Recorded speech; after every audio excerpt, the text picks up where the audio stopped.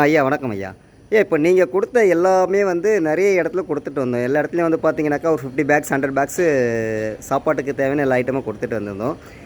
இந்த இடம் வந்து பார்க்கறதுக்கு புதுசாக இருக்குது. என்ன ஒரு கோவில் மாதிரி இருக்குது. இந்த கோவிலில் வந்து நம்ம எல்லாமே டொனேட் பண்ணுறீங்க. இங்கே என்ன அப்படி ஒரு விசேஷமான ஒரு விஷயம்னு சொன்னீங்கன்னாக்கா யூஸ்ஃபுல்லாக இருக்குங்க ஐயா எங்களுக்கு தெரிஞ்சுக்கிறதுக்கும். இந்த அண்ணா கிட்ட கேட்டால் போதும், மலையாளத்தில் சொல்லு, அதுக்கப்புறம் நான் அது தமிழில் எக்ஸ்பிளைன் பண்ணுவேன். சொல்லுங்கண்ணா, நீங்கள் இந்த கோவிலுக்கும் என்ன ஒரு டிஃப்ரென்ஸான ஒரு சரி இந்த கோவிலோட ஹிஸ்ட்ரி என்ன, இங்கே நம்ம இதுக்காக സ്പോൺസർ ഇങ്ങനെ ഡൊണേറ്റ് പண்றோம் നമ്മ. നമസ്കാരം, എൻ്റെ പേര് വിനോദ് എന്നാണ്. ഞാൻ കോട്ടൂർ മുണ്ടണി മാടൻ തമ്പുരാൻ ക്ഷേത്രത്തിൻ്റെ എക്സിക്യൂട്ടീവ് ട്രസ്റ്റിയാണ്. എനിക്ക് വളരെ കാലം കൊണ്ട് മിസ്റ്റർ മണിലാലിനെ, ബാലയോഗി എന്നറിയപ്പെടുന്ന മിസ്റ്റർ മണിലാലിനെ അറിയാം.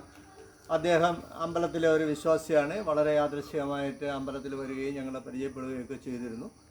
അപ്പോൾ അക്കാലം മുതൽ തന്നെ മിസ്റ്റർ മണിലാലിൻ്റെ കെയർ ഓഫിൽ ഈ പ്രദേശത്തുള്ള, ശരിക്കും പറഞ്ഞാൽ കാട്ടാക്കട നെടുമങ്ങാട് താലൂക്കിൻ്റെ ഉൾഭാഗത്ത് താമസിക്കുന്ന ആദിവാസികളല്ലാതെ തന്നെ മറ്റ് വളരെ ബുദ്ധിമുട്ട് അനുഭവിക്കുന്ന സാധാരണ ജനങ്ങൾ, കിടരോഗികൾ, ക്യാൻസർ പേഷ്യൻസ്, വികലാംഗർ, പിന്നെ വിധവകൾ, ഇത്തരത്തിലുള്ള നമ്മുടെ സമൂഹത്തിൻ്റെ ഏറ്റവും താഴെത്തട്ടിൽ കിടക്കുന്ന, അല്ലെന്നുണ്ടെങ്കിൽ സാമ്പത്തികമായി വളരെ ബുദ്ധിമുട്ട് അനുഭവിക്കുന്ന കുടുംബങ്ങൾക്ക് അദ്ദേഹം ഒരുപാട് സഹായങ്ങൾ, അതായത് ഭക്ഷ്യധാന്യങ്ങൾ, പിന്നെ ചികിത്സാ സഹായം, വസ്ത്രങ്ങൾ, അങ്ങനെ പല രീതിയിൽ ഒരു കുടുംബത്തിൻ്റെ ആവശ്യം എന്താണോ അത് അറിഞ്ഞതിന് ശേഷം അദ്ദേഹവും അദ്ദേഹത്തിൻ്റെ സുഹൃത്തുക്കളും ചേർന്ന് ഒരുപാട് സഹായങ്ങൾ വളരെ കാലം കൊണ്ട് ചെയ്തുകൊണ്ടിരിക്കുന്നു. ഇപ്പോൾ തന്നെ ഈ അടുത്ത കാലത്ത് തന്നെ ഭക്ഷണ സാധനങ്ങൾ അടങ്ങുന്ന കിറ്റ്, വളരെയധികം കിറ്റുകൾ അദ്ദേഹം സമാഹരിക്കുകയും അത് ഇവിടെ കോട്ടൂർ മുണ്ടണി മാടൻ തമ്പുരാൻ ക്ഷേത്രത്തിലെത്തിക്കുകയും ഞങ്ങളത് ക്ഷേത്രത്തിൻ്റെ പേരിലല്ല മിസ്റ്റർ മണിലാൽ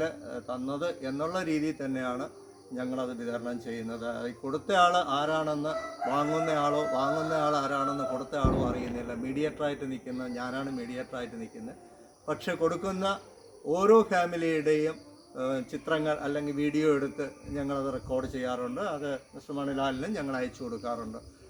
കഴിഞ്ഞ കുറേ വർഷങ്ങളായിട്ട് നടന്നു വരുന്ന ഒരു പരിപാടിയാണിത്. ഇതുകൊണ്ട് അനേകം കുടുംബങ്ങൾക്ക് വളരെയധികം സഹായം കിട്ടുന്നുണ്ട്. പക്ഷേ അതൊരു പബ്ലിസിറ്റി ഇദ്ദേഹത്തിൻ്റെ സുഹൃത്തുക്കളും ആഗ്രഹിക്കാത്തത് കൊണ്ട് മാത്രം ഞങ്ങൾ ഇപ്പോൾ ഇൻ്റർനെറ്റിലോ അല്ലെങ്കിൽ സോഷ്യൽ മീഡിയയിലോ ഒന്നും അത് പബ്ലിഷ് ചെയ്യാറില്ല. ആകെ കൂടി ചെയ്യുന്നതെന്ന് പറഞ്ഞാൽ നമ്മുടെ ഒരു ഡോക്യുമെൻറ്റിന് വേണ്ടി മാത്രം. അതുപോലും പുള്ളി ആഗ്രഹിക്കുന്നില്ല.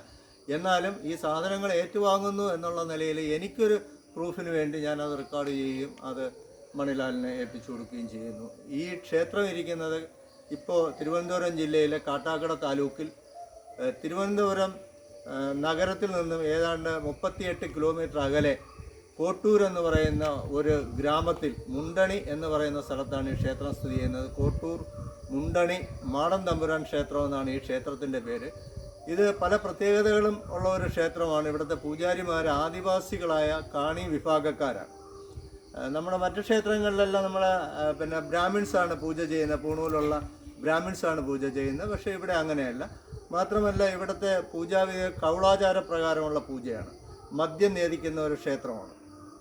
മുമ്പ് ബലി ഉണ്ടായിരുന്നു. പക്ഷേ ഇപ്പോൾ നമ്മളെ ഇന്ത്യ രാജ്യത്തിൽ മൃഗബലി നിരോധിച്ചതുകൊണ്ട് നമ്മളിവിടെ അത് ചെയ്യുന്നില്ല. എങ്കിലും കോഴി, കിട, ഇത്തരം ജീവനുള്ള സാധനങ്ങളെ കൊണ്ടുവരും. അത് ഉഴിഞ്ഞെടുത്ത് വിൽക്കുകയാണ് ചെയ്യുന്നത്. വിറ്റ് ക്ഷേത്ര ഫണ്ടിലേക്ക് അത് മുതൽ കൂട്ടുകയാണ് ഇപ്പോൾ ചെയ്യുന്നത്. ഇപ്പോൾ ഇവിടെ ബലി നടത്തുന്നില്ല. മാത്രമല്ല നമ്മളെ ഈ അമ്പലത്തിൽ തന്നെ ഗണപതിക്ക് ചെറിയൊരു അമ്പലം നമ്മൾ പണി കഴിപ്പിച്ചിട്ടുണ്ട്.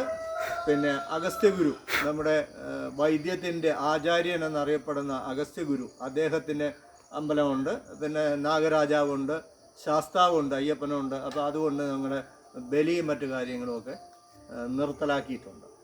പിന്നെ അഗസ്ത്യർകൂടത്തിലേക്ക് എല്ലാ വർഷവും ശിവരാത്രിയാണ് അഗസ്ത്യർകൂടത്തിൻ്റെ ഏറ്റവും പ്രധാനമായ ഉത്സവം എന്ന് പറയുന്നത് മഹാശിവരാത്രിയാണ്. അപ്പോൾ ഈ ശിവരാത്രിക്ക് അവിടെ പൂജ നടത്താനുള്ള സാധനങ്ങളുമായിട്ട് കുംഭകോട ഘോഷയാത്ര പുറപ്പെടുന്നത് ഈ അമ്പലത്തിൽ നിന്നാണ്. ഇന്ന് 2024 മാർച്ച് 7-ാം തീയതിയാണ്. ഇന്നേ ദിവസം രാവിലെ ഇവിടുന്ന് ഘോഷയാത്ര പുറപ്പെട്ട് കഴിഞ്ഞു. ഇപ്പോൾ ആ ഘോഷയാത്ര ഏതാണ്ട് അഗസ്ത്യപർവ്വതത്തിൻ്റെ അടിവാരത്തിലെത്തിയിരിക്കും. അവിടെ കമ്മ്യൂണിക്കേഷനൊന്നുമില്ല. അതുകൊണ്ട് അവരുമായി ബന്ധപ്പെടാനൊന്നും നമുക്ക് കഴിയില്ല. നാളെ മഹാശിവരാത്രി ദിവസം സാക്ഷാൽ അഗസ്ത്യൻ്റെ നടയിൽ പൂജ നടത്താനുള്ള ദ്രവ്യങ്ങളുമായിട്ട് ആണ് ഇന്നിവിടെ ഘോഷയാത്ര പുറപ്പെട്ടിരിക്കുന്നത്. എന്തോ ഒരു മഹാഭാഗ്യം പോലെ ഇന്ന് തന്നെ വളരെ പാവപ്പെട്ട ആൾക്കാർക്ക് എത്തിക്കാനുള്ള ഭക്ഷ്യധാന്യങ്ങൾ ശ്രീ മണിലാൽ ഇന്ന് ഇവിടെ എത്തിക്കുകയും ചെയ്തു. മിക്കവാറും നാളെ മഹാശിവരാത്രി ദിവസം തന്നെ ആർക്കെങ്കിലും ഒരു ഫാമിലിക്കെങ്കിലും ഞങ്ങളത് എത്തിക്കും. ഇത്തരം പ്രവർത്തനങ്ങൾ ചെയ്യുന്ന ശ്രീ മണിലാലിനും എനിക്ക് പേരറിയില്ല, അദ്ദേഹത്തിൻ്റെ അനേകം കൂട്ടുകാരും സുഹൃത്തുക്കളും ഒക്കെ ഇതിനകത്തുണ്ട്. എല്ലാവർക്കും എൻ്റെ പ്രത്യേക നന്ദി അറിയിക്കുന്നു. ദൈവം അവരെ എക്കാലവും അനുഗ്രഹിക്കട്ടെ. அவர் சொன்ன இந்த கோவில் அகஸ்திய கூடத்திலிருந்து எல்லா வருஷமும் சிவராத்திரி நாளில் அகஸ்திய கூடத்தில் போய் பூஜை பண்ணுறது இந்த கோவிலில் இருந்தாங்க. இங்கேருந்து கும்பம் எந்திரிச்சு கும்பம்னு சொல்லி ஒரு பெரிய கூட்டம் இங்கேருந்து அகஸ்திய மலைக்கு போகும். காணி மக்கள் மட்டும்தான் இந்த கோவிலுக்கு பூஜை. முன்னாடியெல்லாம் பெலி கொடுத்துருந்தது, ஆடு பெலி, ஆடு கிடா இந்த மாதிரி பெலி கொடுத்து. இப்போ இந்த கவர்மெண்ட் ரூல்ஸால் இந்த பெலி எல்லாம் ஸ்டாப் பண்ணியாச்சு. இங்கே அகஸ்தியராக்கு மெயின் குருவாக பிரதிஷ்டை. அதுக்கப்புறம் முண்டனி மாடன், காலாட்டி மாடன், இந்த காலாட்டி தம்புரான், இந்த மாதிரி நிறைய தேவதைகளோட சங்கல்பம் இருக்கு. கருங்காளி அம்மா, பின்ன இந்த காணி மக்களோட இந்த பூர்வீகங்கள், அவங்களோட அந்த பிளஸ்ஸிங் வர பூர்வீகங்கள் நிறைய பேர் இருக்காங்க. அந்த அவங்களோட தாத்தா, பாட்டன், பூட்டன், அந்த மாதிரி அவங்களையெல்லாம் இந்த கோவிலோட சம்மந்தப்பட்டு ஒரு பெரிய ஹிஸ்டரியே இருக்குது. அப்போ பீடி தண்ணி எல்லாம் பூஜை வச்சோம். இங்கே பீடி தண்ணி இது பியூர்லி பிராமன் பூஜை கிடையாது. இது கௌலாச்சார மார்க்கத்தில் செய்கிற பூஜா விதிகள் தான் இங்கே. இது கேரளாவில் தெரிஞ்சு இங்கே பிரதான வழிபாடு இந்த மாதிரி குட்டியடின்னு சொல்லும். குட்டியடின்னு சொன்னால் வேற ஒன்றும் இல்லை, நமக்கு இப்போ யாரையும் துரோகம் பண்ணுறதோ யாரையும் விரோதம் பண்ணுறதோ சத்ருன்னு இல்லை. நமக்கு ஏதாவது ஒரு கெடுதி, நோயாக இருக்கலாம், நம்மளை பாதிக்கிற ஏதோ பாதைன்னு சொல்லும், நம்மளை பாதிக்கிற ஏதோ ஒன்று, அது நோயாக இருக்கலாம், பணப்பிரச்சனையாக இருக்கலாம், அல்லாட்டி நம்மளோட எனிமி நமக்கு ஏதாவது செய்து அந்த மாதிரி வேலைகள் வச்சு இந்த மாதிரி மாந்திரிக வேலைகளால் நமக்கு ஒரு பிரச்சனை வந்தது. அந்த பிரச்சனையிலேருந்து நம்ம வெளியில் வர்றதுக்கு இந்த மாடன், இந்த புரான் காலாட்டி மாடனுக்கு இரும்பிலையும் இந்த தனி கம்பிலையும் ஒரு சங்கல்பம் பண்ணி இவங்க கொடுப்பாங்க. அதை அடித்த பிறகு நம்மளோட விஷயம் நடந்த பிறகு இங்கே அதை கலெக்டணும். அதை கலெக்டி இங்கே ஒரு பூஜைக்கு அவங்க என்ன அந்த டைமில் அவங்க சோழி போட்டு பார்த்துட்டு சங்கு உருட்டி, இங்கே சோழியில் சங்கு உருட்டி பார்த்துட்டு என்ன பூஜை பண்ண சொல்கிறதோ அந்த பூஜை, ஒரு களை வாங்கி கொடுக்க சொல்லும், கல் வாங்கி கொடுக்க சொல்லும், இந்த மாதிரி ஏதாவது ஒரு பூஜை அவங்க சொல்லுவாங்க. எல்லாம் அது பெரிய காசுன்னு கிடையாது, ஒரு 5000 ரூபா 6000 ரூபா அந்த மாதிரி ரேஞ்சில் பூஜை தான். அப்போ அது பண்ணி கொடுக்குறோம், அது விதி. இப்போ அது காரியம் நடந்த பிறகு வந்தால் போதும். அதுக்கு முன்னாடி இந்த அண்ணா எனக்கு சின்ன வயசுலேயே தெரியும். இவர் சிவானந்த யோகாசிரமத்தோட இப்போ அகஸ்திய மலையில் அகஸ்தியரை பிரதிஷ்டை பண்ணியிருக்கு அந்த விக்கிரகம். அது கொண்டு போகிறதுக்கு மெயினாக நின்றது இந்த அண்ணா தான். இந்த அண்ணா தான் அந்த அகஸ்திய பிரதிமா எடுத்துகிட்டு போய் அகஸ்திய மலையில் வச்சது. அப்போ அந்த இப்போ காணி மக்கள் இது நார்மலி வேறு வழியாக போகும், ஆனால் அவங்களுக்கு வேறு செப்பரேட் வழி இருக்குது. அந்த வழியாக போய் அவங்க பூஜை பண்ணுவாங்க. நார்மல் மக்களும் நிறைய பேர் ஃபாரஸ்ட்டோட பாஸ் எடுத்து போகிறது உண்டு, போய் பூஜைக்கு மிங்கிள் ஆகிறது உண்டு. இப்போ இதை இங்கே நிறைய, ஏன்னா கவர்மெண்ட் ஒரு வருஷம் ஆல்மோஸ்ட் லைக் 1750 crores இந்த வனத்தோட மக்களுக்காக யூஸ் பண்ணுறது. நிறைய மக்களுக்கு அதோட பெனிஃபிட் கிடைக்கிறது. ஆனால் இங்கே இருக்கிற மக்களோட நிறைய மக்கள் வெளியால் ஸ்டே பண்ணுறவங்க, காணிக்காரங்களே வெளியூரில் இருக்கிறாங்க, அவங்களுக்கு இது போய் சேர்றது. அப்போ இந்த காணி மக்கள் மட்டும் இல்லை, இதில் நிறைய வேற மக்களும் இருக்குது. அப்போ இவங்களுக்கு சேராதவங்களுக்கு இந்த அண்ணா எதுவும் எக்ஸ்பெக்ட் பண்ணியில்லை. அவரோட காசு இங்கே போட்டதோட அவர் இங்கே ஒரு எக்ஸ்பென்ஸ் கூட இருக்கிறதில்ல. அவரோட maximum VSSC, Vikram Sarabhai space centre, doctors association, இந்த மாதிரி அசோசியேஷன்ஸ் எல்லாம் வந்து பிஸ்னஸ் பீப்புள் இங்கே வந்து இது சர்வீஸ் பண்ணிட்டு இருக்கிறோம். இந்த சர்வீஸ் எல்லாம் ஓகே. நான் வந்து இதை நான் சின்ன வயசுலேருந்து இதை பண்ண ஆரம்பிச்சது. நான் இதொന്നും பார்த்து இல்லை பண்ணுறது. நான் ஏன்னா மக்களுக்கு சேர வேண்டியது சேரட்டும்னு சொல்லி என்னோட கழுவுக்கு இப்போ தான் நிறைய ஃப்ரெண்ட்ஸ் என்கிட்ட ஜாயின் பண்ணியிருக்கு. முன்னாடி வந்து நான் தனியாக பண்ணிட்டு இருந்தது. அது வேலை பண்ணி எனக்கு சொந்தமாக ஏர்ன் பண்ண ஆரம்பித்ததோ, பூஜை பண்ண ஆரம்பித்ததோ, அந்த பூஜாவில் வந்து கிடைக்கிற காசு நான் இதுக்கு தான் மேக்ஸிமம் யூஸ் பண்ணுறது.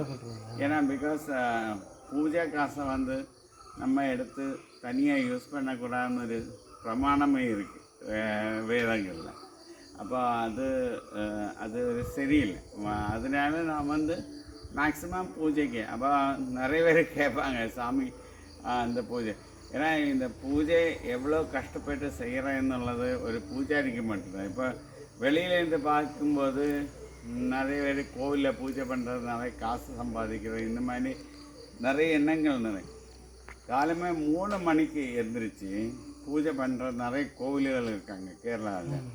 அந்த ஒரு குடில் மாதிரி ஒரு ஸ்ரீகோவிலுக்குள்ளால் இது ஏறுறது. அங்கே ஃபேன் இருக்காது, லைட் இருக்காது, கரண்ட் இருக்காது, ஒன்று இருக்கு. வடியும், வியர்வை வடியும். அந்த மாதிரி இருந்தாக்கும் நிறைய பூஜாரிகள் பண்ணுறது. அதனால அவங்க வந்து அதோட இது ஓகே. ஆனால் இது எனக்கு வந்து இந்த பூஜை பண்ணுற காசை வந்து மேக்ஸிமம் இந்த மாதிரி மக்களுக்கு போய் சேரணும் சொல்லி தான் நான் இதை ஆரம்பித்தது. இதை பார்த்து நிறைய பேருக்கு அந்த இன்ஸ்பிரேஷன் வந்திருக்கு. அதோட நிறைய பேர் அந்த மாதிரி இது. அப்போ நான் எல்லா வருஷமும் நான் நவராத்திரி சிவராத்திரி நாளில் கிளாஸ் கண்டக்ட் பண்ணுறது மெயின்லி வந்து இதுக்காக ஃபண்ட் கலெக்ட் பண்ணுறது. இந்த வாட்டியில் நிறைய கம்ப்ளைண்ட்ஸ் எனக்கு வந்தது. ஏன்னா சாமி எல்லா வாட்டியும் காசு கலெக்ட் பண்ணுறது ஓகே வேண்டாம், இந்த வாட்டிலேருந்து நான் அந்த கிளாஸும் ஸ்டாப் பண்ணியாச்சு.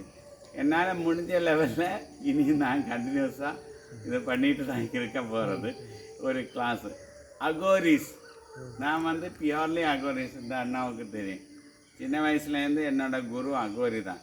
அகோரின்னு சொன்னால் தமிழ்நாட்டில் டிவியில் காட்டுற மாதிரி ஜடா முடி வச்சு தோடு போட்டு ருத்ராட்ச கொட்டை வச்சு இங்கே வந்து அகோரிஸ் இருக்காங்க. எய்ம்ஸ் ஹாஸ்பிட்டலில் வந்து மெயின் நியூரோ ஸ்பெஷலிஸ்ட்டு, யூரோலஜிஸ்ட்டு இதெல்லாம் வந்து அகோரிஸ் இருக்கிறாங்க. கேரளா மெடிக்கல் காலேஜிலே வந்து மெயின் டாக்டர்ஸ் வந்து 2 பேரும் அகோரிஸ் ஆகும். அகோரிஸ் பார்த்தா காவி வேஷ்டி இல்லை சோப்பு வேஷ்டி கொடுத்துட்டு நடக்கிறது இல்லை. அகோரிஸ் வந்து இது அவங்க யாருக்குமே தெரியாது. அகோரிஸ் நீங்கள் நினைக்கிறதும் பார்த்ததும் எல்லாம் வந்து நாக சன்னியாசி. அவங்க தான் இந்த கோணான் வச்சுட்டு விபூதி எல்லாம் பூசி ஜடாமுடியோட பண்டாரங்கள்னு நம்ம ஊரில் சொல்லுவோம், அது மாதிரி நடக்கிற நாக சன்னியாசி. அகோரிஸ் ஒரு நாளைக்கும் வெளியில் தெரியாது. அகோரிஸ் யார் எப்படி கொஞ்சம் அகோரிஸ் தான் இருக்குது. ஒரு 13,000 14,000 அகோரிஸ் தான் மொத்தத்திலே இந்தியாவில் இருக்கிறது. அவங்க வந்து கால பைரவன், சிவபெருமாள், கால பைரவன் இந்த ஒர்ஷிப்பில் ஆகும். இப்போ நான் வந்து என்னோடய குரு வந்து ஜோய் ராமகிருஷ்ண அகோரின்னு சொல்லி ஒரிசாவில் இருக்கிற குருவாகும். 12 வயசில் அவர் தான் என்ன செலக்ட் பண்ண, நான் போய் செலக்ட் ஆகலை. நான் இதுக்காக போகலை. அவர் வந்து என்கிட்ட கேட்டது என்னோடய சீட் ஆக முடியுமான்னு. அதனால தான் நான் வந்து அந்த அகோரியாக ஜாயின் பண்ண வேண்டி வந்தது. அப்புறம் அவரே சொன்னது, நீ வந்து உன்னோட வேலையை பாரு, அதுக்கு கூட்டத்தில் சர்வீஸ் பண்ண முடிஞ்சு பண்ணு, அவ்வளோதான். இதுதான் வாழ்க்கை. கொஞ்சம் வாழ்க்கையாக இருந்தாலும் വാഴുമ്പോൾ നേരടിയാ വാഴണം. ഒരു കാര്യം കൂടി എനിക്ക് പറയാനുണ്ട്.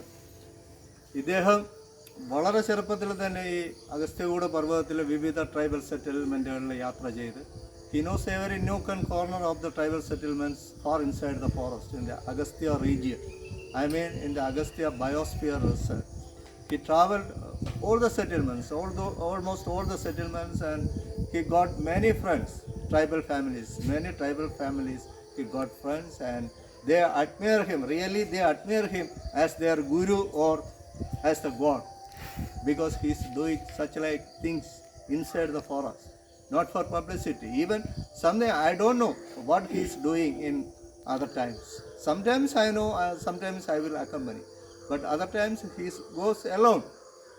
He knows the way, all the way. He knows the people, everywhere he knows, and he find out himself the needy people, and he do the help. Sometimes by cash, sometimes by food, by clothing, everything. Mr. Manilal is such a man. I am very proud of him. Thank you.